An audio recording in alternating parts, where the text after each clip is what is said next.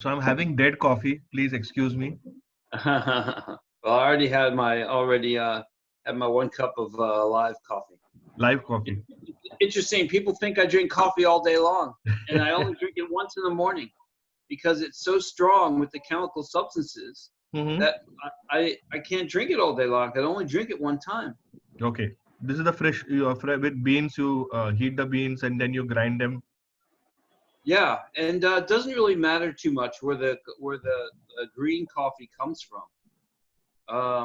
The most important thing is roasting, grinding, and brewing fresh without any delay.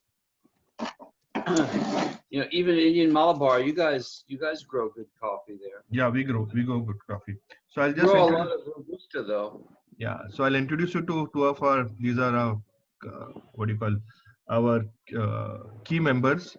So one is Pratap Iyer is there. So Pratap will just introduce himself. Yeah. Good evening, Asher. Hello, Hi. I am Pratap, and we do a very interesting thing. We tutor students for SAT, GRE, GMAT, those who aspire to go abroad, and we handhold them through the entire documentation process, so that they are well established and they go and do a course of their choice in the university of their choice. So a lot of our students are there in US, UK, and one of the important thing, like I'm so keen to witness your session today because you'll be speaking a little bit on coffee. And being a South Indian, addicted to filter coffee, we like filter coffee to the core. So looking forward to hear from you. Right. Okay. Great. So he Great. basically students who want to go from India, they want to study abroad, like either the US or the UK, Australia. So he tutors them. They have something called as a SAT score and all. So he tutors them. So his business has changed because he used to do actual face-to-face tutoring. Now it's gone to online tutoring. Right. Yeah. So big change, but still good business. Yeah, that's what God's grace going good. Like from morning 8 o'clock Indian time to like 4:30, I was doing classes. Wow, that's great. But it all depends on the fall. If schools don't open again on the fall, then it's good. We're gonna have to look for different solutions. So one semester they will be doing online. That's for sure. Most of the schools will be doing till maybe say Jan 2021 or till February 2020. Once situation is slightly under control, students will then fly to the respective countries. Right. So you can adapt your tutoring methods. If they're doing it online, it's okay because you can still reach their customer. Yes, we can. Students are able to understand everything properly. Like we use couple of gadgets like Vion, wherein if we do something on our gadget, it is seen on their screen. So like concepts like math, parabolic equations, and circle equations, we are able to explain it to them properly. It's as if we are actually tutoring them. Hi, good evening, everybody. Hi, Suhas. Hello. How are you? Good. So Pratap was just talking to Asher. Oh, sorry. Yeah. I'm disturbed. Sorry. Welcome. So Pratap, one of the things that immediately came to mind for your students is everyone needs good coffee because for a student, it helps the ability to focus, concentrate, and that's how we create. So I believe that the chemical substances of fresh roasted coffee is really very different than most dead coffee that people drink, because the big coffee companies only talk about caffeine, yet in the roasting process there's over 1,000 different chemicals created. Wow. Yeah. So the inability to know exactly what those chemicals are and in what strengths at what time after roasting, I think is something I want to explore and set up a laboratory for eventually. Perfect. God willing, of course there will be a lot of key takeaways for me, and then I'll try to explain that to the student, and if things go well, then we'll set up a laboratory for sure. Yeah, cool. So Asher, are you originally from United States or you're from Bali? Born in New York City. Oh wow, New York City boy. That's right. How many years? How many years you've been staying there? In Bali?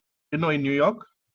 Well, in New York, went to school in New Jersey, then went to college in North Carolina. Wow. Spent some time out west in the U.S. and moved to Bali in 2010. So I was there for 10 years before now coming back to New Jersey and being with my mom here. So you'll be going back to Bali? Yeah, I want to go back to Bali. I have a longtime girlfriend who's in the Philippines. Okay. I have other friends in Thailand. I love Southeast Asia. I really want to end up settling in Southeast Asia. This gig in the U.S. is not going to be a permanent, or hopefully not last too long, because I'm anxious to get back to Southeast Asia. Quality of life is much better. Yeah. Seriously? Oh, night and day for me, because mostly my diet is fresh fruits and some salads. And in the tropics, you always have all kinds of fruit, always available, fresh. That makes a really big difference. Here, I'm going to stores. I don't know what's organic, what's not organic. You really can't tell. And just the air, the water, I can feel a big difference being here in New Jersey versus being in Bali. Okay. Yeah. Bali is a nice city. I had gone there for my 25th anniversary.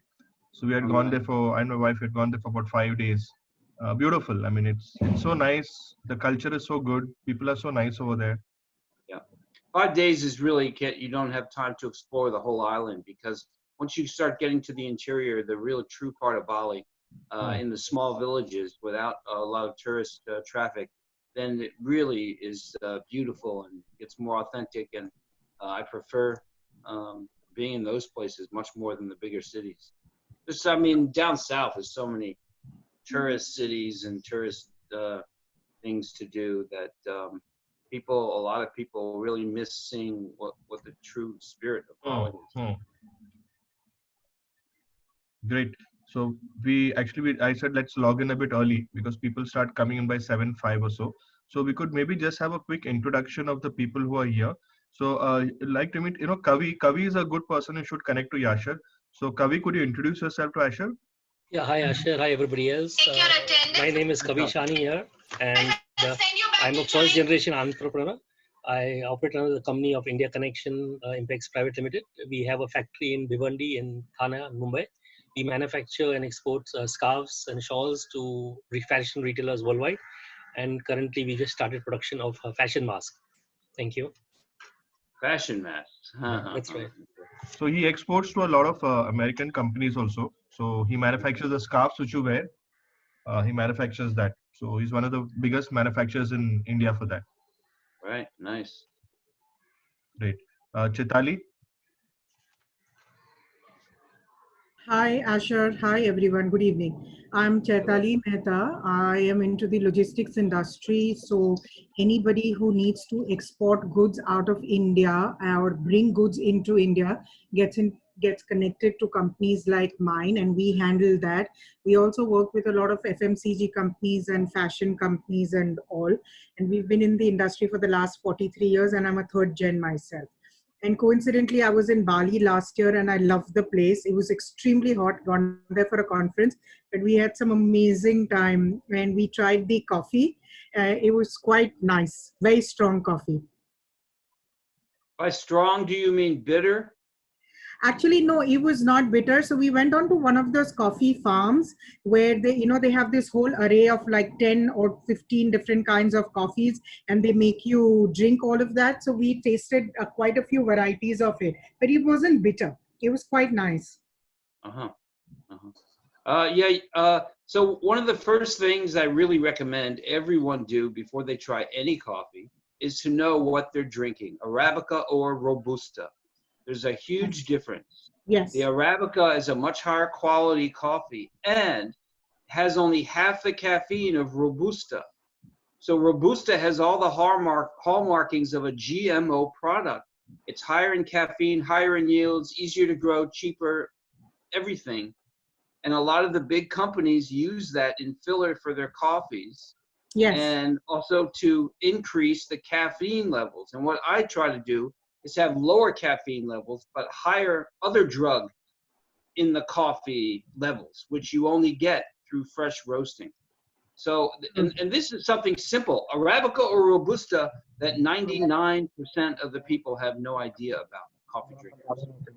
True. I agree with that. It was quite nice going through, and I keep forgetting the coffee that comes out from the shit of that animal, lumpa. Coffee Luwak. Yeah, Luwak. that was quite nice. We tasted it. I don't drink too much of coffee myself, but my friends had a blast. Yeah, so the coffee Luwak also is a similar thing. I have something called Coffee University online on my YouTube channel. Okay. And I've done a video about Coffee Luwak, calling it a scam, because it really is. It's just a scam. If you look in the details, and I explain it on my video of what they're doing, it's become a tourist kind of attraction, and people are interested to have coffee that passes through an animal's system, is buried in their excrement, and made that way just because it's really gross, you know? Yeah. And the fact is, the coffee's no different. There's no difference at all in the coffee. Nothing happens in the stomach of the animal. And the most important thing is the fresh roasting aspect. So it's stuff like that, Coffee Luwak. And if you talk to anybody in the industry, they will say how great this Coffee Luwak is. And people think it's better coffee because they're buying for $50 a cup. But that's been my purpose, is to debunk these untruths and these lies that people are making for marketing purposes. So anyway, Coffee Luwak, yeah, that's one of them. And you'll see everybody, first timers. I don't know anyone who's had Coffee Luwak twice because it was good. It's all they try it once because they think they're going to pay a lot for it. And you know, in my mind, that's not a sustainable industry. Great. Okay, Neeraj, you could introduce yourself. Speak a bit slowly. So, you know, we Indians speak a bit fast. So, you know, speak a bit slowly. Yeah, hi, this is Neeraj Vashi. I'm from Nivaling. Nivaling is a travel company out of Mumbai, operating in specialized segments of travel like pilgrimages, wildlife. Last year we catered to guests from 45 nationalities. Thanks. So he specifically has got tailor-made packages. Like supposing you want to go for a backpacking or you want to go somewhere in India in a particular place. So he organizes that, and he himself goes there. He himself goes there and checks out the place, and then he sets everything up. So Right. Oh, nice. He has one of the most viewed websites in India. Great. Okay. We have Marishi. Quickly, could you introduce yourself?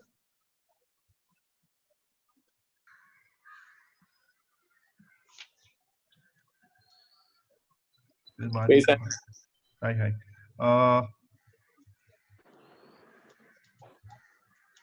Who's Hi. there? Yeah. Hi. Abhijit, could you quickly introduce yourself? Hi, good evening, everyone. This is Abhijit Davade. I'm an education entrepreneur. Yeah, thank you. Thanks. Okay. Rajesh, are you there? Could you introduce yourself?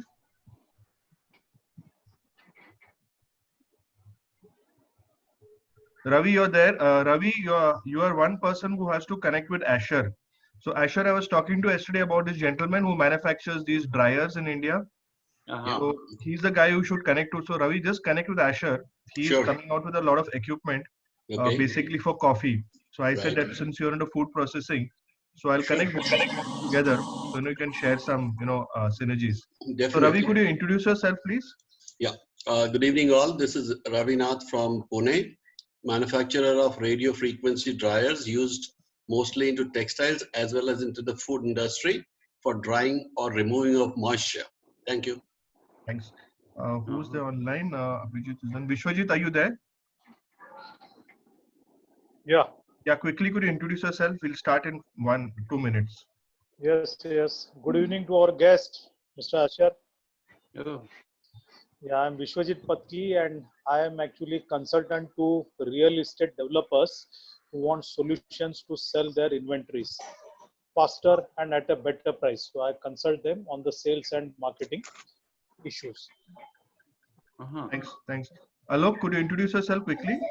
Hi guys, this is Alok here. I deal in secured and unsecured loan, and current need of an art is unsecured loan without any collateral. Thank you. So he gives loans. In case Asher, you want some loan in India, he can provide with loans. Anytime. Thank you. Yeah.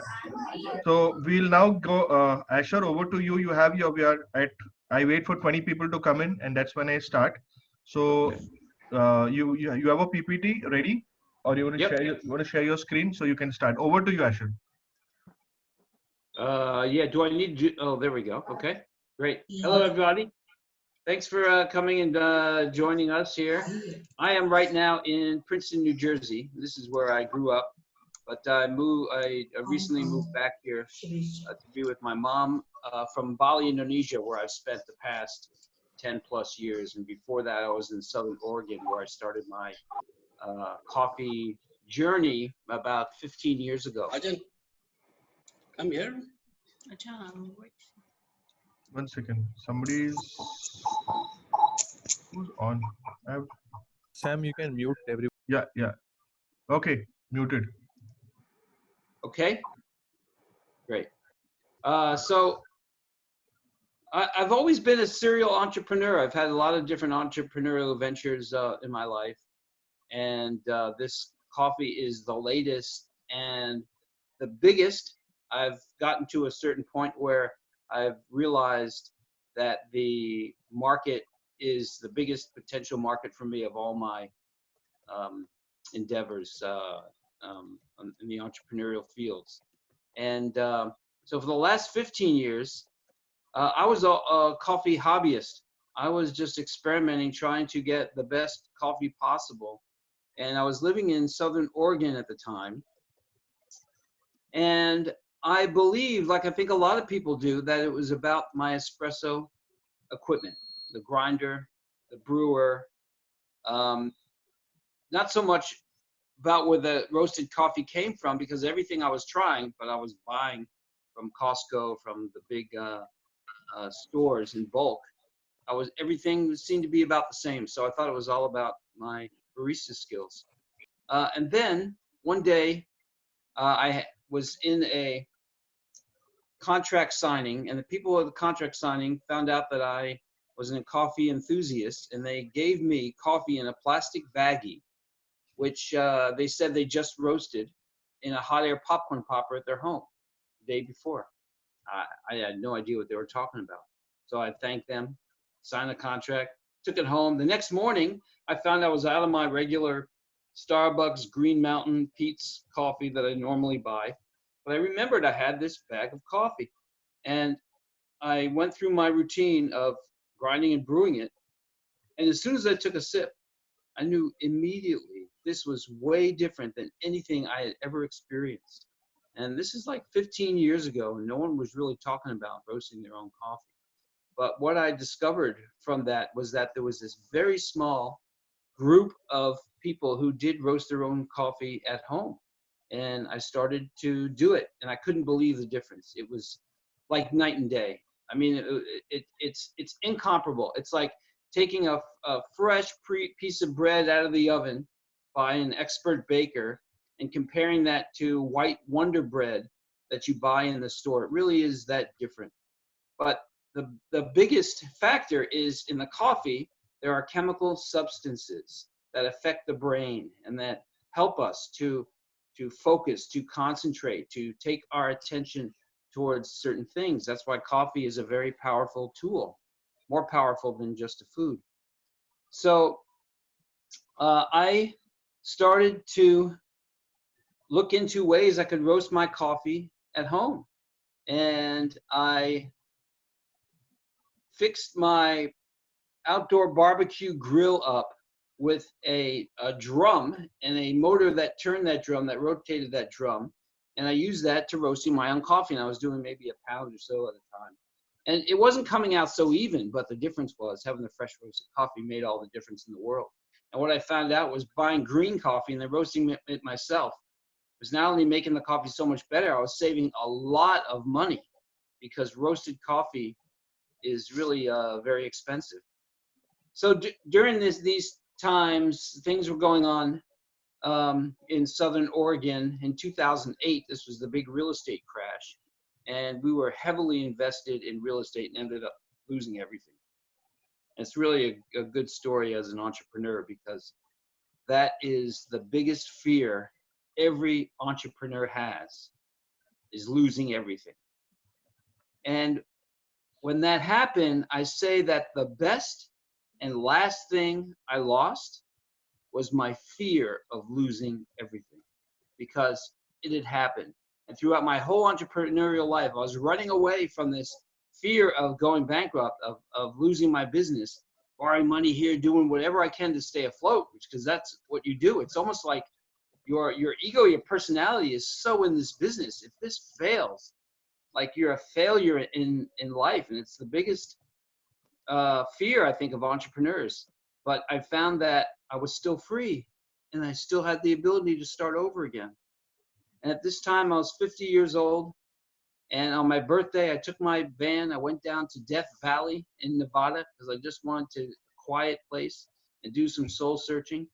And nothing really big happened on that. But I did vow to, okay, start changing my life and building it back from brick by brick, because now everything had fallen apart. And the great thing about that is we take it so much for granted when we don't start from scratch, from nothing. We take for granted what we already have, and then we just want to build bigger and bigger and bigger. What I found when I restarted this whole process was I was appreciating each aspect so much more. So every little success now was much more appreciated from this point of view of having nothing, having lost everything, than if I was already successful and more success was coming in. You kind of take it for granted. You don't appreciate it enough. So the appreciation level really went through the roof. And I started to think more, do less, and allow my thoughts, my creative process to lead me, rather than the doing lead me, running around and doing stuff.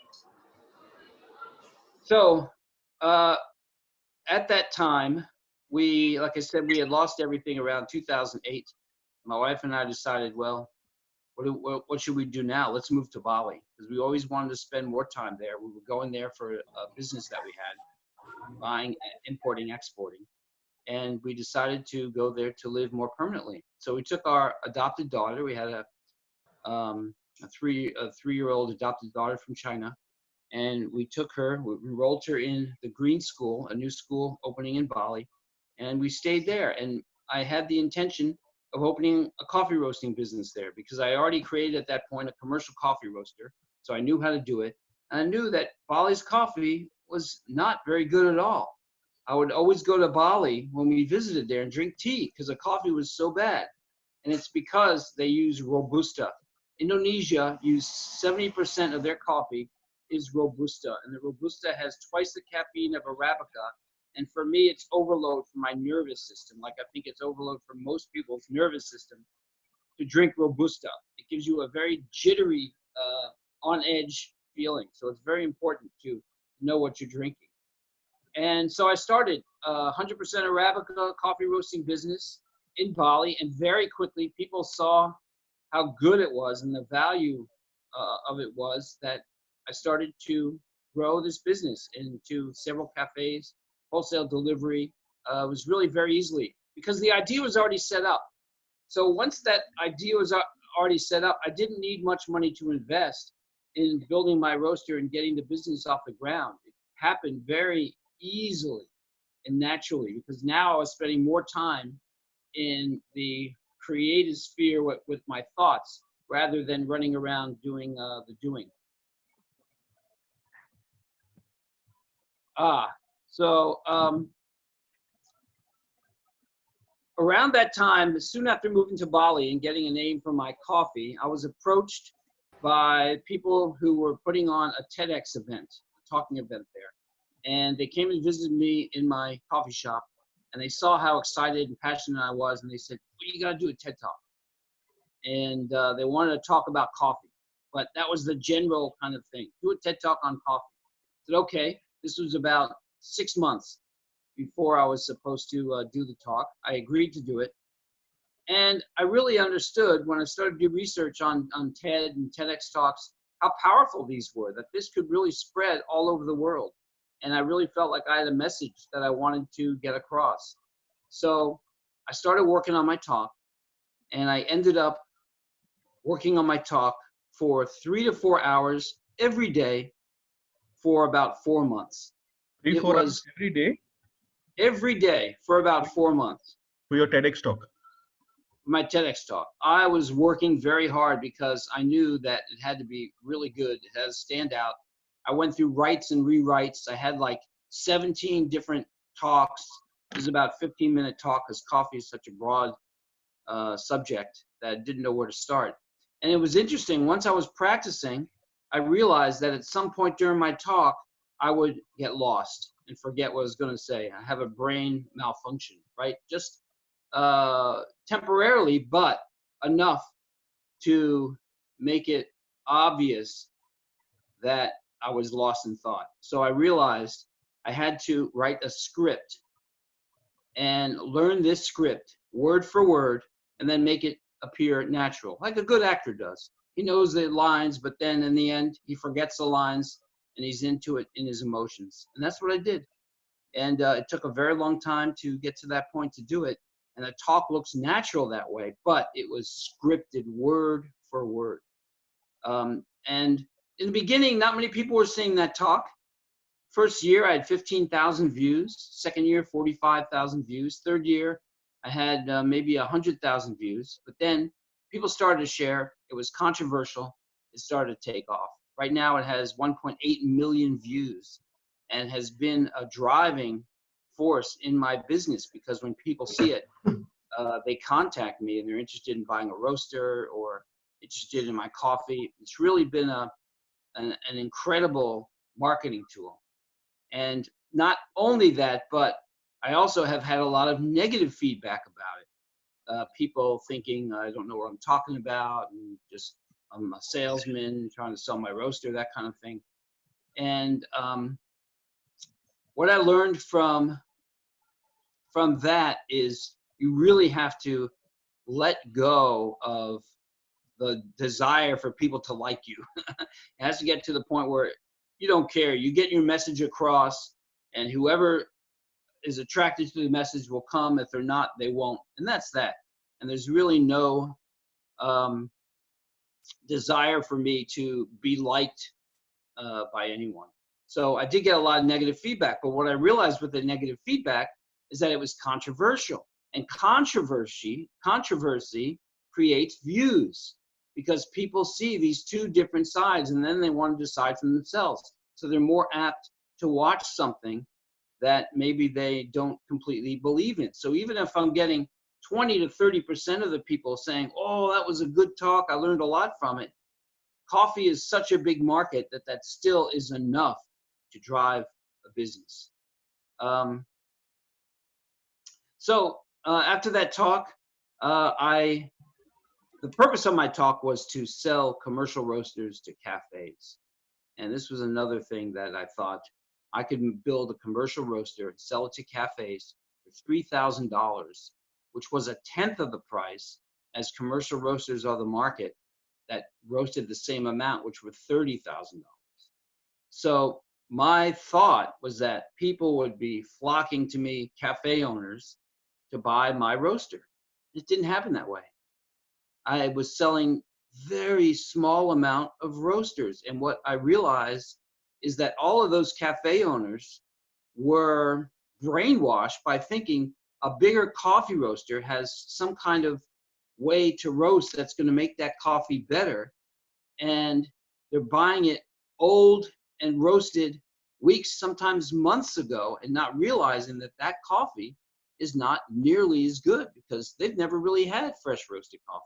And this is the attitude of, I would say, most cafe owners. It's starting to change a little bit, but people still buy the big companies' marketing that or we'll do a roast just for you, a certain blend just for you, which is just a marketing tool and doesn't really affect the coffee at all. And people get hoodwinked by that. So I started to say, you know, I want to get my information out and get people to see what is the truth about coffee.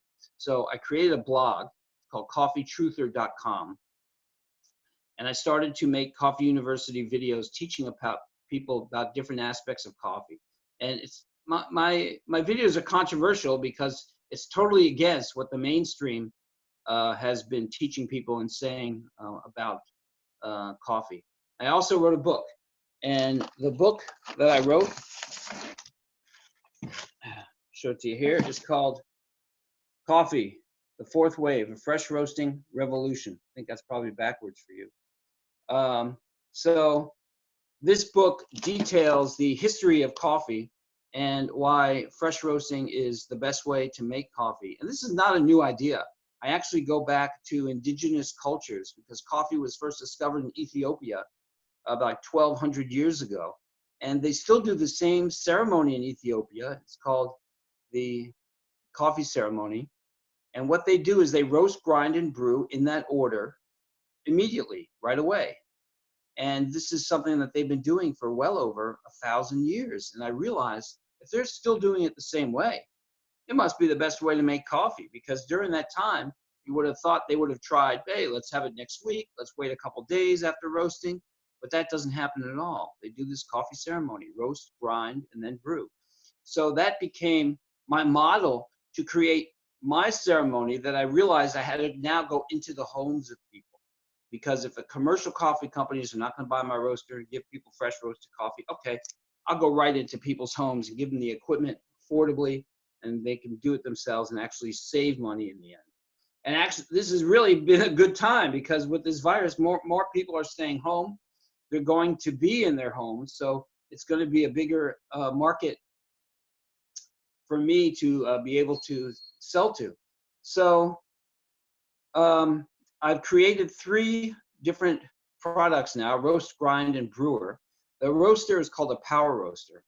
And the power roaster is a small home roaster, simple to use, that roasts 120 grams, which is about like 10 shots of espresso in about 6 minutes. So it's really very easy to use and very quick, and you can get fresh roasted coffee easily.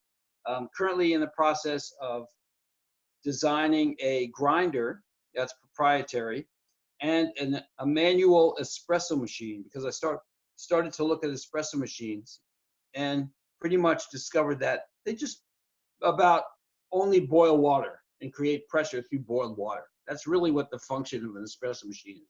So how can I do that in a way that's less expensive and gives a better cup of coffee? And again, that's affordable. So that's the roast, grind, brew methods that I'm creating, the machinery, in order for people to use in their home. And we're furthest ahead with the power roaster. We did a Kickstarter campaign 2 years ago, pre-sold 120 units, about $300 each, and have gotten feedback from those units. Some people had problems with their units working, and we've had to change our design a little bit, but all of that has been in the works, and we're working on our latest version of that, in which we'll launch another Kickstarter campaign and then hopefully be making the grinder and the brewer. So there's a couple questions that I want to address. One is about decaffeinated coffee. And then also people want to know about Indian coffee and espresso. So with decaf coffee, there's a decaffeinated process that occurs. And the most natural process is called the Swiss water process. And with that Swiss water process, they soak the beans in hot water and eliminate the caffeine, but also the taste. And then they have to soak the beans in another batch of water to reinsert the taste. Now, usually for decaffeinated coffee, they use second quality beans. They never use the top quality beans because they're going to have to alter this coffee. So for that reason, you don't get a lot of decaf coffee that has really a great taste, even if it's fresh roasted. It all pretty much tastes the same. It's not a very natural process and way to do it. So there's two things you can do. One, making sure you're drinking only 100% Arabica. It's going to have half the caffeine of Robusta. If you have jitters, if you drink coffee and you have heart palpitations, you're probably drinking Robusta. If you try drinking Arabica, most of the people that I recommend switch to 100% Arabica find out that, yes, they can drink coffee. The other thing is that I'm experimenting with is aging green coffee, because I strongly believe that green coffee gets better with age. The taste, the flavors become more intense, more mellow, caffeine levels drop. There's some other, the acidity levels drop when you age coffee. There's a company in Indonesia, in Bandung, West Java, Indonesia, that ages its green Arabica coffee for 8 years before roasting. And it is really amazing. It's more like a liqueur, like a tasting, very smooth and intense. And that's something that I really want to look into, is aging green coffee. So I believe it's possible to have a decaffeinated coffee that's aged a certain amount of time. It might be 15 years, it might be 20 years, but we can get that decaffeinated level down to virtually zero, I believe, just by aging the coffee. And I think that's going to be a big part of the market in the future.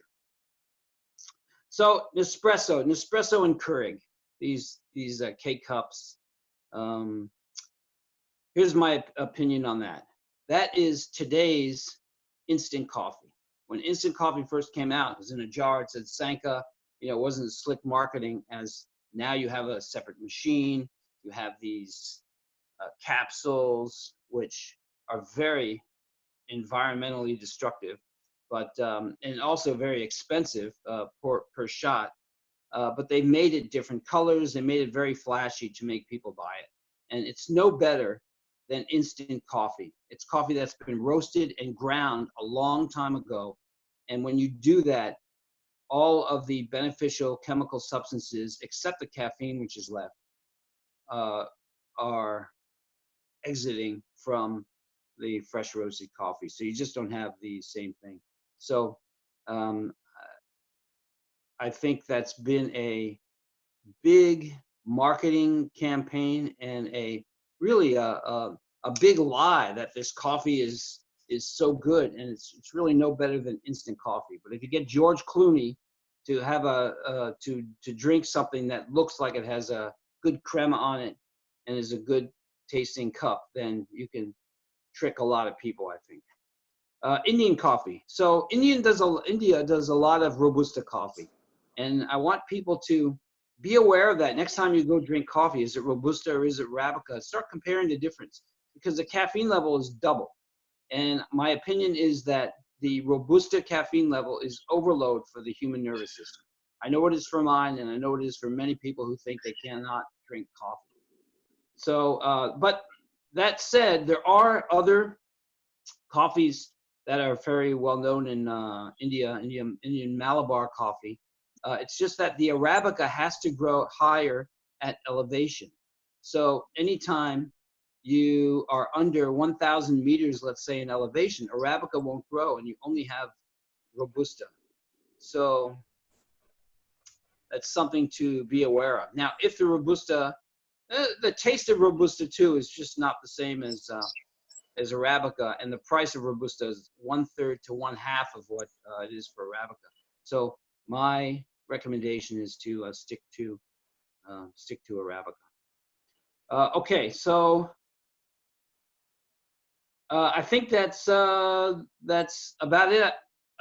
If there's any other questions that you have, so my goal has been to go from like the Ethiopia coffee ceremony, from green to the cup, but with my machines, I am looking to do that process in about 10 minutes total time, from green to cup.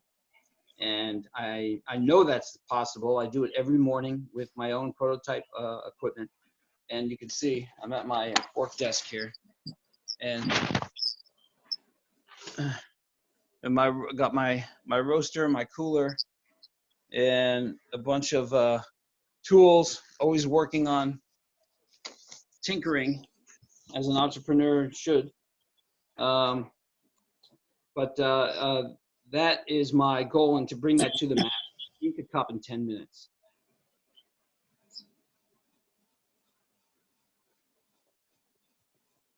So Sampath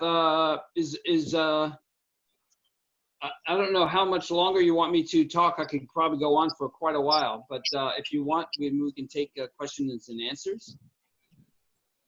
Sam, you're on mute. Mute. Sam, you're on mute. Sorry, now people are telling me I'm on mute. Good, thanks. Good. You know there are chats over there. Have you seen those chats in the? So if you can just go through those chats, I'll tell you.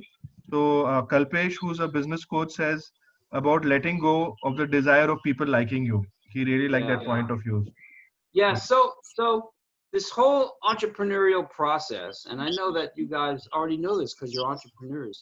It's more a spiritual journey than anything else, because it will bring you closer to knowing who and what you are and what you're doing, and relying on yourself more than any other thing in your life. Because when you work for somebody and you're giving stuff to do, you become a unthinking, uncreative doer. And when you're in that mode and just working for someone and doing 8 hours a day, 8 to 10 hours every single day, it's like you start losing creative processes in your mind and your ability to create and discover and desire. So I really urge people that it really doesn't matter what business you're in, but take something you're really passionate about and that you're thinking about all the time, that has your attention and focus, and use that as an area where you can build a business, and it becomes an entrepreneurial, the entrepreneurial pursuit becomes a spiritual quest, actually. So one of the things I was watching, my son, we have this habit of watching, something, since we can't travel anywhere. So we have this habit of watching YouTube videos. So we were watching one about some coffee, and then suddenly Aaron's video came up over there. And I don't sit through full videos. The whole 15 minutes of it, I watched it, and I said, it's already over. He was so interesting. Then I looked up his name. I went on to LinkedIn, checked out his name there, sent him a message. I'd love you to come, to talk to a community in India. And then we connected on. So see the power of connection also, which happens. And here we are, talking to the community. I mean, we just hardly knew each other from online. That's the power of social media, the power of networking, which is there. So, yeah, and also within that is with coffee, it is the #1 most natural substance you want to share with somebody. So that's what I'm looking at. How do I take my marketing to the next level? And I think it's by decentralizing and making it person to person, and having ambassadors who have our equipment, who've been trained by me, going out and showing their friends, who are then going to show their friends and show their friends. So it becomes this it's a connectivity, like you said, and it's done experientially, and then it can be shared online and in other modes. But coffee as a commodity is probably one of the most shared commodities in the world, right? Absolutely. So there's a question over here. A lot is in talking about green coffee responsible for losing weight. Is it true? No, I'm not familiar with the green coffee powder, because I don't think green. I think coffee, like any nut or seed, it has to be either sprouted or roasted before our bodies can assimilate it and take in its energy. And it feels to me like the green coffee, the powder, I think they're talking about is a highly caffeinated, probably Robusta too, but a highly caffeinated substance that will give you energy without calories, but ultimately that affects your adrenal glands and is not good for long-term abuse of that. So I'm not into the green coffee powder. Okay, great. So Turkish coffee is so strong and bitter. Will it be considered as a Robusta or a different league? Coffee that is, so here is a counterintuitive idea that the big coffee companies want you to believe. And that is coffee that is strong and bitter. And by strong, I mean very bitter and intense, let's say, not light roast, but maybe a dark roast, and also using a lot of coffee. That coffee is actually weaker in chemical content than fresh roasted coffee, because fresh roasted coffee, unless it's roasted to charcoal, over roasted, does not taste bitter. There's more sour taste, it's well balanced, it's sweet, sour, bitter, it has all those things. Bitter coffee is old coffee. Bitter coffee has been sitting, and all those elements that make it sour or sweet have already left. And the only thing left is the bitterness and is the caffeine. And this is how Starbucks has created their whole business. They want you to think that their coffee is really strong, that it's consistent, it's the same. That's because they roast out all of the different layers of flavors, so they just get that one flavor in the end, so all their coffee can taste the same in every coffee shop that they have on the earth. And it's the opposite. Bitter coffee is weaker coffee. And if you want to try this out, I suggest you try a fresh roasted coffee, you drink it, and then take that same coffee and let it sit. Let it sit for a week, let it sit for 2 weeks, and then try it again. It's going to be more bitter, because the bitterness is the layer at the very bottom, let's say. And fresh roasted coffee has all these layers of flavors over top of it. When those leave, and they're the first to leave, the bitterness stays, and then all you are experiencing is the bitterness underneath. So that's actually, it's counterintuitive. Strong coffee is not bitter coffee. Stronger coffee is a well-balanced coffee. Okay, so someone again, I think he missed the initial thing about luwak coffee. So if you could quickly just go over luwak coffee once again. Okay, so the coffee luwak, I call it a scam. This is the reason why I call it a scam. The luwak is a cat-like animal that is in the coffee trees, and actually the coffee farmers don't like the animal because that animal is picking its best crop. Coffee is in its diet, and it knows the best cherries to pick. So it's going through the trees, the luwak animals, and picking the ripest cherries, which are going to have the best coffee seeds. Then what happens is they discovered that in the excrement of these animals on the forest floor, there was coffee seeds. Now, the coffee seed has this very thick skin on it, mucilage. And it does this because, like any tree, it wants to thrive and expand, and has created the cherry so that animals will eat it. The seed will slide through its system and then come out and grow into a new tree. That's how nature works. So it's created the seed with a very strong covering in order to slide through the system without being affected by the animal's digestive juices or being broken down in any way. And it's able to do that because of this thick skin. Now, you never roast coffee with this thick skin on. So what happens is when coffee is harvested, you take off the cherry, you take off the fruit, and you allow the coffee to dry, but now you must get rid of this thick skin before roasting it.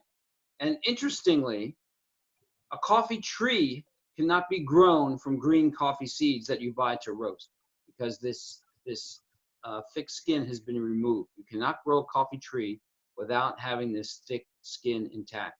So what that means is nothing's happened in the stomach of the animal to change the taste of that seed because it's been completely protected by this covering.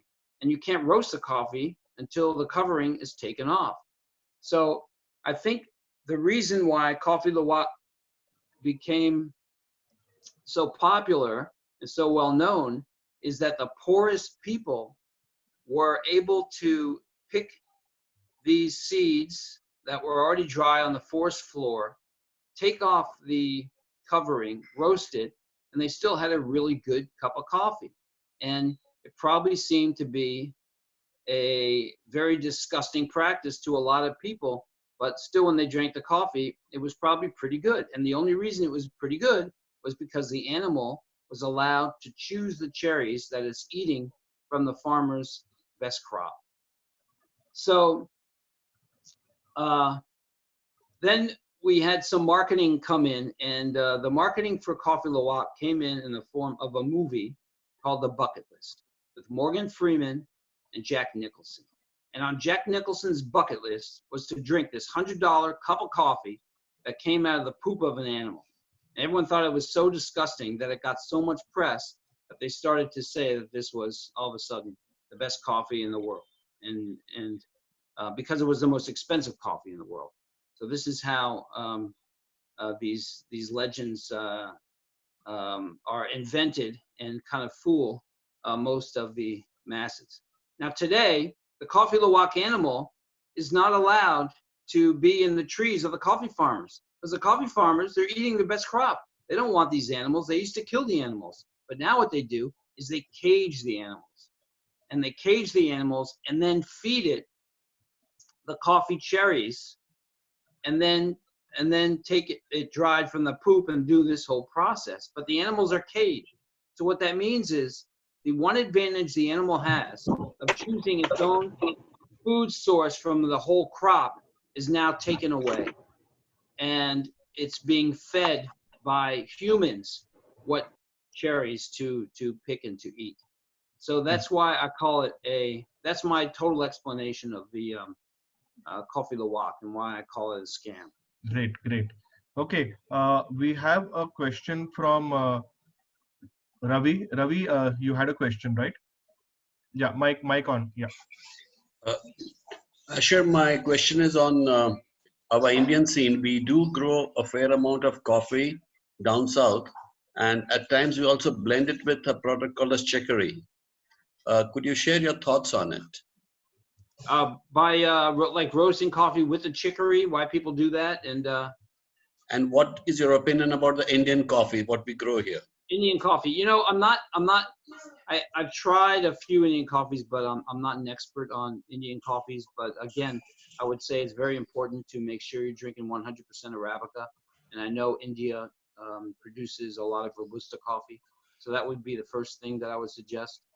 The other thing is, I think that chicory, cinnamon, sugar, using all these different things which have been used for hundreds of years when roasting coffee, is because people aren't using the coffee fresh roasted. When you use that green coffee and you fresh roast it, there are so many flavors that are coming out of that coffee that it doesn't need any extra flavoring whatsoever. But when you have old coffee, that's just that bitter coffee, and you want to balance it out with another flavor, I think that's why people use it. So they're not actually adding anything. They're just having substandard coffee and then trying to create something a little better because it's not tasting as good as it would as if it was fresh roasted. Great, great, thanks. Okay, Kavi has got a question. So Kavi says, when are you coming for India? Oh, I'm looking forward to coming, but I don't know yet. I cannot tell you, but definitely it's on my list. I definitely want to come and see. I've never been. I'm really looking forward to that. Great. Okay. So I have a Dr. Pushkar has got a question. Dr. Pushkar, you there?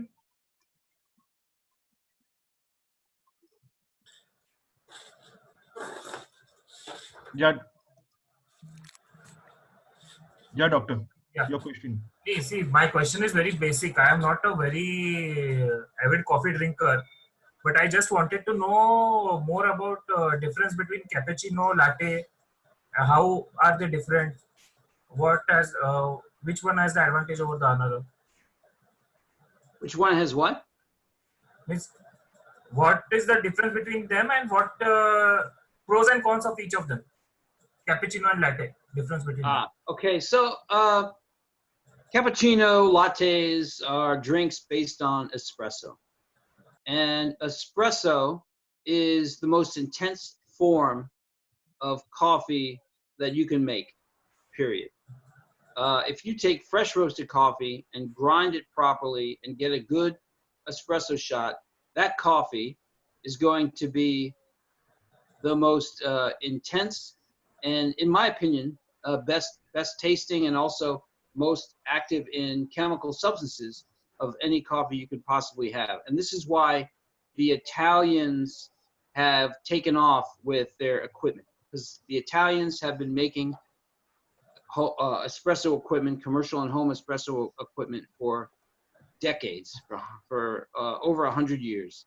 And they've really contributed in that way, very much so, with the equipment. They don't grow their own coffee. If you say Italian coffee, that just means it's these coffee drinks made from espresso. Okay. Espresso is my most favorite because I think it's the most intense and I can feel the energy from it the most right away. So I prefer to make espresso and have a good espresso machine. However, espresso machine, a good one, is extremely expensive. Thousands of dollars for a good one. I want to change that by making a manual espresso machine, and I'm currently in the prototype phase for doing that, because when I started to look at espresso machines and what they were, pretty much they're big water boilers that create pressure and heat by boiling water. And that's something very simply you can do outside of a machine, and then have a manual piston lever type of machine where you can create pressure in order to make a really good espresso. So that's in the works, and that's coming, and I want to sell and distribute these throughout the world, because I think we can have a better espresso machine for people at a much lower price, and people can get the best out of their coffee that way. So you have a customer right now. So Hitesh is asking, which is the best coffee machine for making 4 to 5 cups of espresso? Yeah, so really the best coffee machines are commercial coffee machines. I mean, the home coffee machines for a few $100s just don't have enough pressure created in order to make a really good espresso. It's really very difficult. So I recommend either a commercial machine and used. If you can get a second machine much cheaper, then I think that's the way to go. The older machines will work just as good as the newer machines. They'll be less expensive and they'll be very durable. So I think it's possible to look for it that way until the manual machines they've really just been being built right now. It's a few different companies building manual machines, but it's really been for home use. I want to build one that's a commercial, very solid machine for industrial use. Industrial. That's great. So Nihal has a question. Hi, Ashin. A very quick one. What's your recommendation on filter coffee? Because back here in India, there is a lot of emphasis on filter coffee, especially in the south of the country. And many like us who are not in the south of the country really enjoy the cup of filter coffee.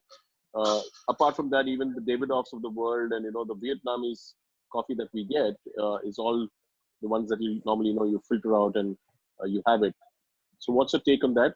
And the second question is, which is the machine that you're talking about, which one can actually buy out, even if it's a used one? All right. So with the first question, filter coffee. So any fresh roasted coffee is going to be better coffee. And you mentioned Vietnam.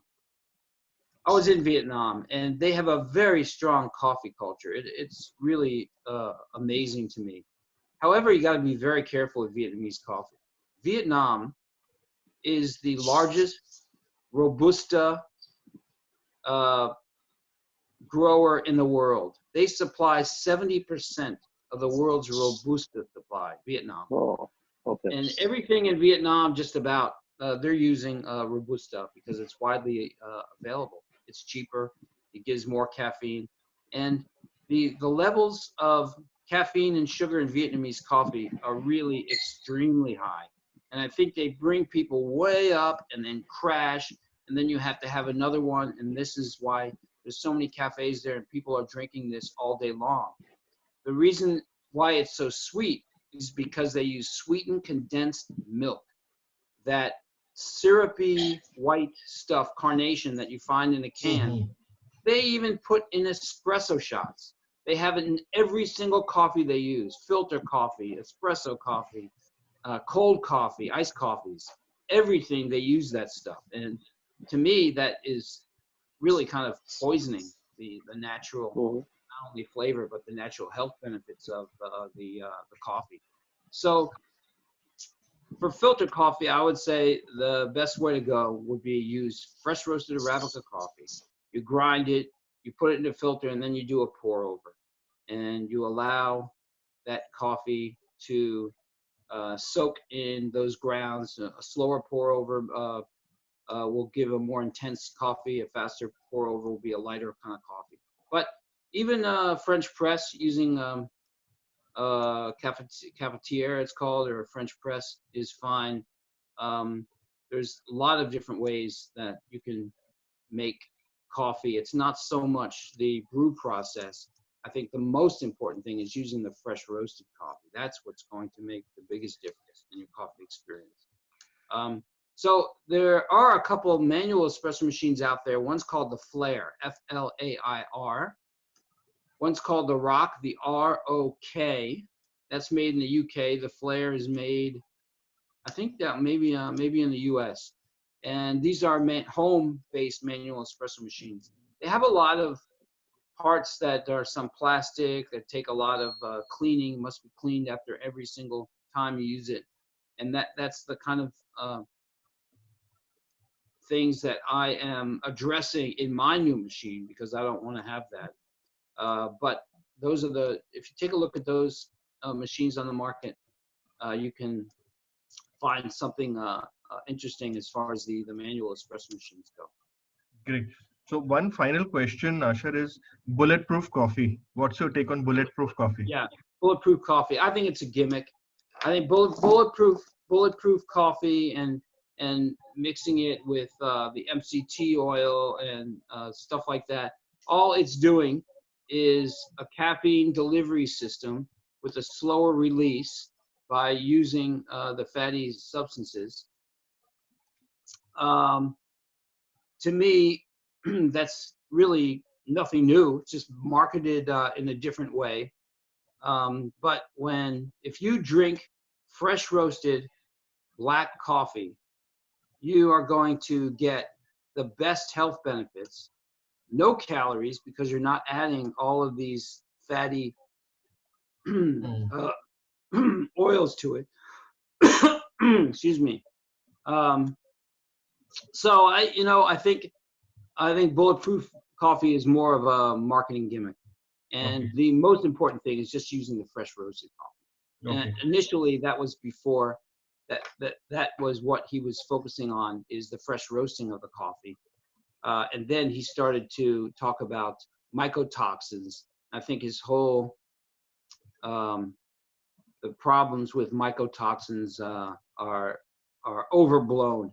And I've never had issues with those with the green coffee or green coffee storage. Great. So that is one of the things that I think was controversial. But that's the old, Hegelian dialectic: problem, reaction, solution.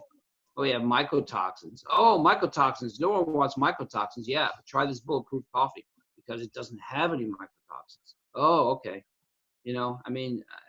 That's kind of how marketing works these days, and that's what I'm trying to teach people, that's not always the truth, the case, and that people need to experiment on their own. That's really what it comes down to. You got to try this stuff on your own to come to your own conclusions. Somebody asked, what is this Bialetti machine? Bialetti. The Bialetti, that's called a mocha pot. I use that too at home. Bialetti created this stovetop espresso machine that creates the heat and pressure very simply and is a good tool. And actually, I use it quite often because it gives a good, intense cup of coffee. But still, it's not the same as the espresso. I think with the espresso, it's just another level. Really is. How many cups of coffee do you recommend per day? Well, I just drink one big cup of coffee in the morning. That's it. Because when you're drinking fresh roasted coffee, you're getting all of these benefits, these chemical substances that your body doesn't want to drink coffee all day long. If you're drinking dead coffee, like Starbucks coffee, you're drinking old bitter coffee, your body is going to want that all day long because it's going to bring you up and down and up and down and up and down. Whereas the fresh roasted coffee has more of these substances that keep you on an even keel for a lot longer period of time. So I recommend tuning in. Everyone's different, right? And you really have to tune in to what feels best for you, your body, when to drink it. I think tuning into what your own needs are is the most important thing when it comes to that. Okay. Ravi, you have time for one more question.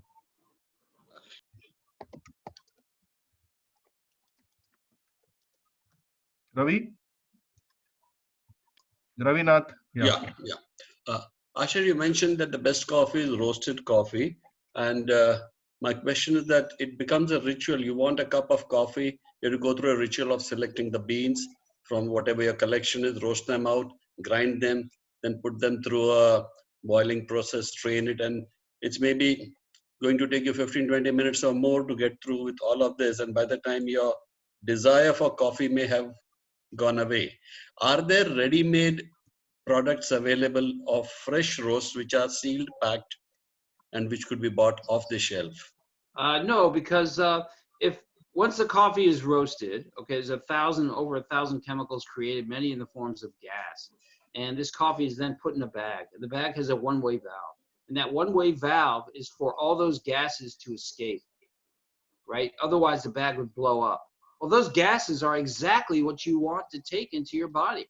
That's the essence and the magic of fresh roasted coffee. So there's nothing that's already roasted that you can buy that is going to give you the same benefits as roasting itself. Just can't be done. And what I'm trying to do is bring down that process, 15, 20 minutes, you said, to 10 minutes. Because with my roaster, I can roast 120 grams, about 10 shots of espresso in 6 minutes. It takes me maybe a minute and a half to grind. And then depending on the brewing process, will take maybe 3 or 4 minutes.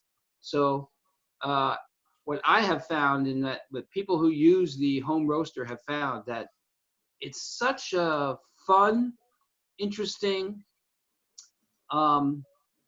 way to make coffee by roasting it yourself.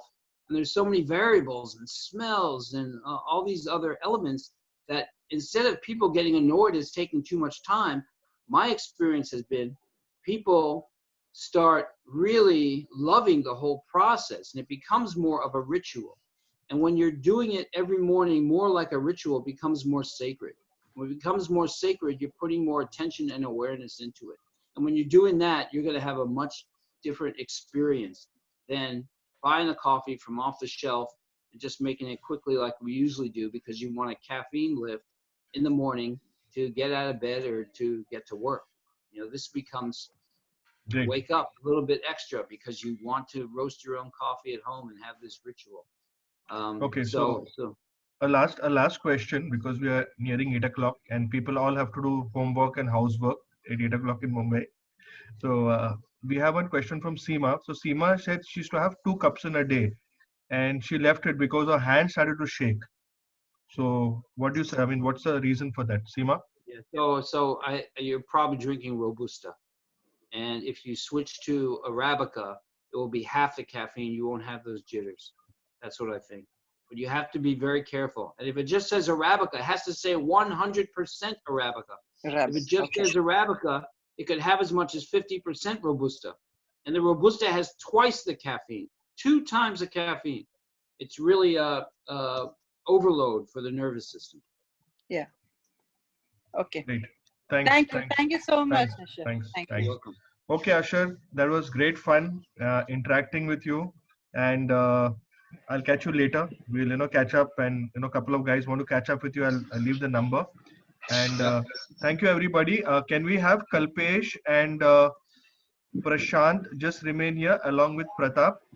Others can log out, and Vishwajit. Bye, Ashin. Lovely speaking to you. Lovely hearing about the coffee. Thank you, Asher. Bye, everyone. Thanks, Asher. Any questions? Bring them on. I'm very. Great. Thank you. Bye-bye.